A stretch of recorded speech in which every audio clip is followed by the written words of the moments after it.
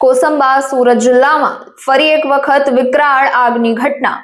કોસંબા વિસ્તારમાં મહવેજ ઇન્ડસ્ટ્રીઝમાં લાગી આગ। યુનિવર્સલ વેરહાઉસ નામથી આવેલ ગોડાઉનમાં લાગી આગ। લાકડાના ગોડાઉનમાં લાગી વિકરાળ આગ। સદનસીબે આગની ઘટનામાં કોઈ જાનહાનિ નહીં। આગની ઘટનાને પગલે વિસ્તારમાં અફરાતફરી સર્જાઈ। વેરહાઉસમાં રાખેલ લાકડાની પ્લાયવુડનો જથ્થો બળીને રાખ। ફાયર વિભાગ દ્વારા મેજર કોલ જાહેર કરવામાં આવ્યો। વધુ સમાચાર માટે જોતા રહો ભારત ટાઈમ્સ ન્યૂઝ। મારું નામ Prithviraj Ninama, fire officer, PPL fire station Vadodara. આજ રોજ કંટ્રોલ રૂમમાં આપણે પીપીએલ કંટ્રોલ રૂમમાં છે ને 8:30 વાગે જે કોલ મળેલ અમને, અને આજે લાકડાનો ગોડાઉન છે એમાં ફાયર કોલની કંટ્રોલ રૂમમાં જાણ કરતાં અમે ઘટના સ્થળ પર પહોંચ્યા અને અત્યારે કોલ જોઈને અમને મેજર કોલ જાહેર કરેલ છે।